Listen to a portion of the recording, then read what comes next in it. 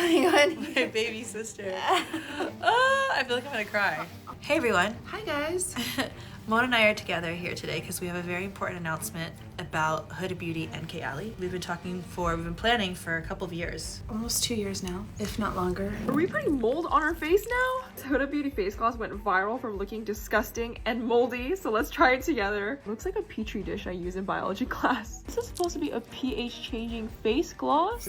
You might have seen the name on lipsticks, on highlighters, and on that one eyeshadow palette everyone swore by back in 2016, Huda Beauty. At first glance, it might seem like just another makeup brand in a world already drowning in them. But the thing is, Huda Beauty didn't just survive the beauty industry. It is thriving globally as well. But how did it ever happen? How did one woman go from blogging in her bedroom to building a billion-dollar beauty empire with millions of fans hanging on to her every makeup tip? Before we get started, please do like and subscribe to our channel.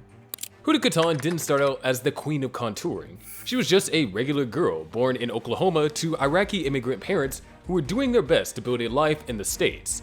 Later, the family moved to Tennessee, and that's where Huda spent most of her childhood, deep in the American South, away from the beauty empire she would one day build.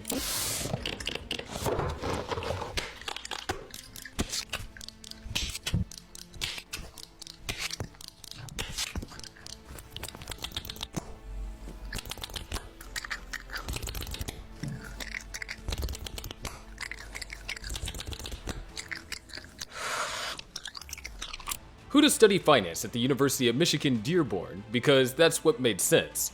A stable job, good money, a clear path. But something just didn't feel right. Numbers were safe, but they weren't her passion. Her heart was somewhere else.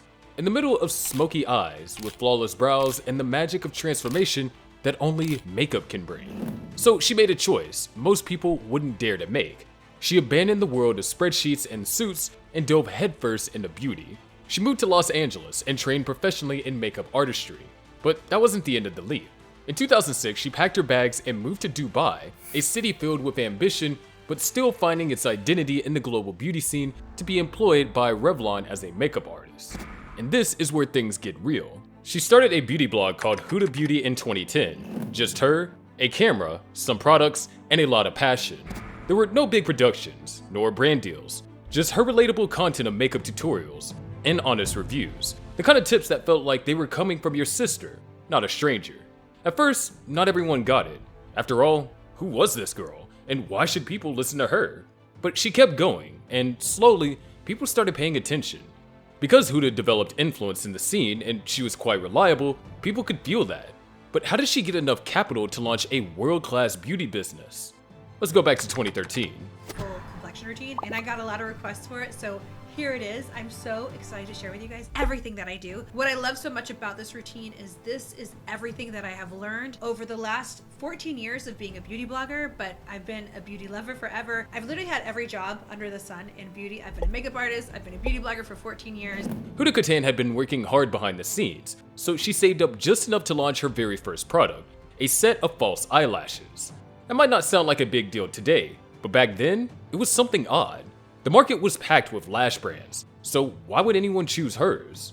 But Huda's lashes were different. They were full and made people look twice. She launched her first Huda Beauty product in 2013 through Sephora. Within a short while, word started to spread, and then came the real turning point, when Kim Kardashian wore her lashes. That one moment changed everything for Huda. Suddenly, people everywhere wanted the lashes Kim wore, and that's how sales took off, and beauty lovers began looking Huda up. Who was this girl slowly turning heads, and where could they buy her products? That single product gave her the confidence to do more. Next came lipsticks, and their rich colors that sold out in hours. Then came foundations and shades that actually matched more people's skin tones, not just a narrow range. People were noticing. They appreciated how she paid attention to them, especially those who felt left out by the beauty industry. Huda's products were no longer just online, they were in stores too, front and center. People could walk in, swatch her eyeshadows, try her lipsticks, and fall in love in real life. Rags to riches stories can feel boring sometimes, right? But this one is actually kind of amazing, and you'll see why. In 2015, just a couple years after launching those famous lashes, Huda Beauty was already pulling in big numbers, around $75 million in sales. That's a huge deal for a business that started from nothing but a dream and a blog.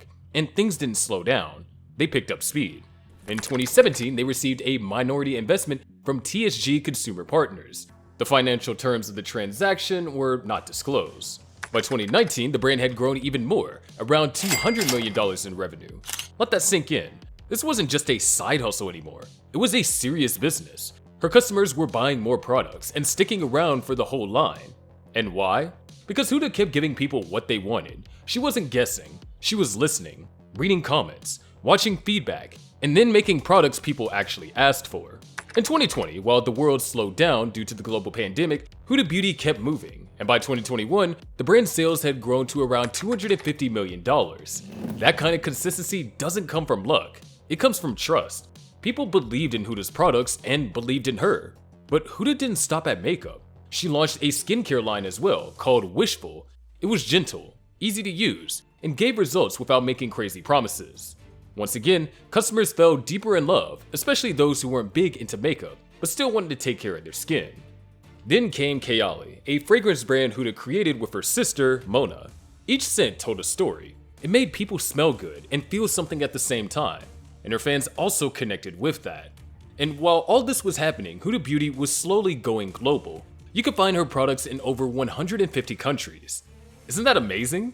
From a small blog in Dubai to store shelves around the world, online sales played a huge role too. The brand's websites became the go-to place for makeup lovers. With tutorials, behind-the-scenes content, and honest stories here, it stood out because of how it felt personal, not like other shopping sites. In 2022, the brand's annual sales were reported to be at least $250 million. In 2023, Huda Beauty did face challenges, including leadership changes and increased competition. The company's net sales were around $200 million, with retail sales approximately $400 million. In 2024, the brand's annual revenue was estimated to be between $200 million and $500 million. Now, do note that these figures are estimates and may not actually represent exact sale figures for each year.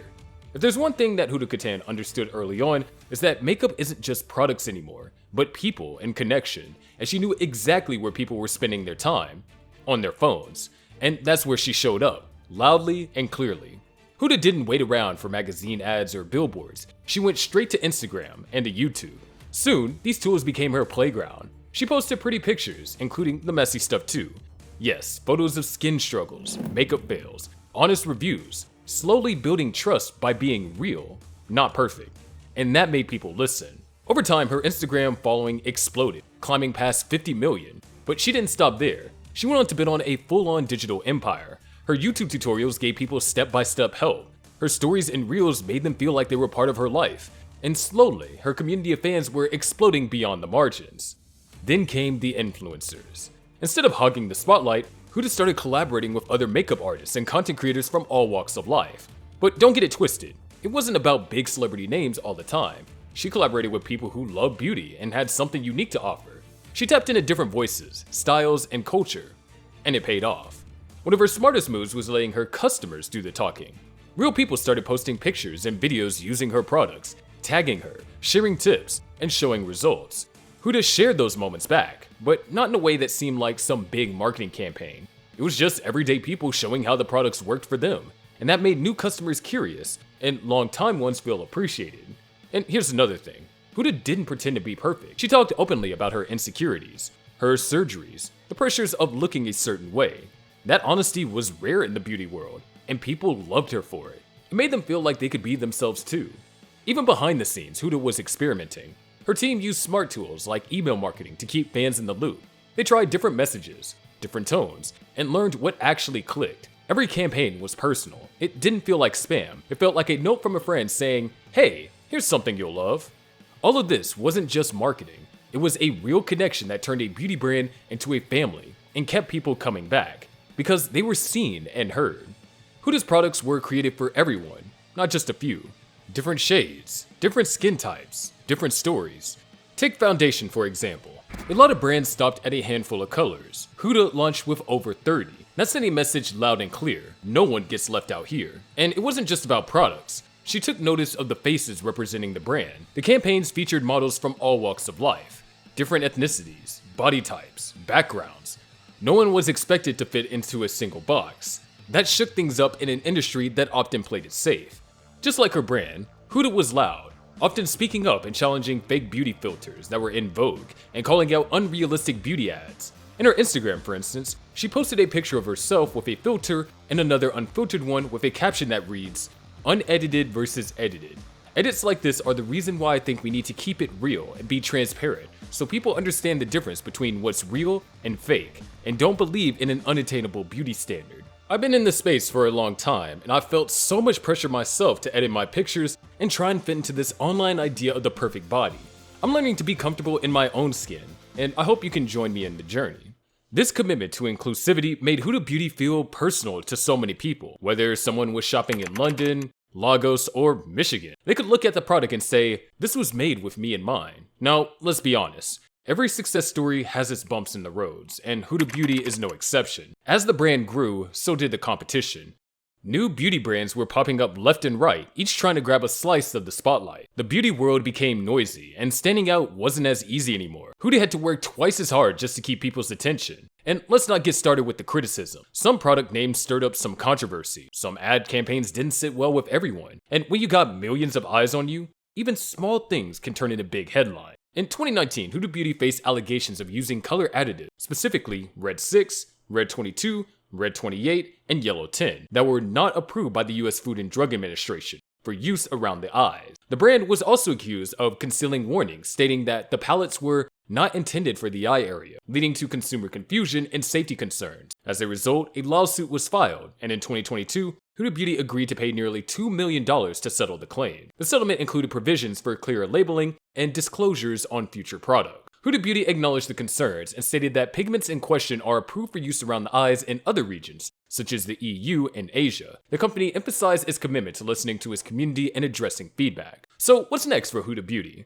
Well, if Huda's track record tells us anything, it's this. She's not slowing down anytime soon. There's already buzz about new product lines, maybe more tools, maybe smart beauty tech, maybe something that we haven't even seen coming. Huda's always been a few steps ahead, so it's safe to say that she's cooking up something fresh behind the scenes. Another big one is sustainability. The world is changing, and so are people's values, and Huda knows that. So she's been leaning into greener packaging and better sourcing. Slowly but surely, the brand is working towards being more earth-friendly, without losing the glam that made it famous in the first place. And let's not forget about global reach. Huda Beauty already has a strong presence worldwide, but there is still room to grow, especially in emerging markets where beauty trends are just starting to bloom. With the right moves, Huda could be everywhere. Looking back, it's almost hard to believe how far Huda Beauty has come. What started as a simple blog, a passion project with a few beauty tips, had turned into a global brand that has changed the game. In beauty, I've been a makeup artist, I've been a beauty blogger for 14 years.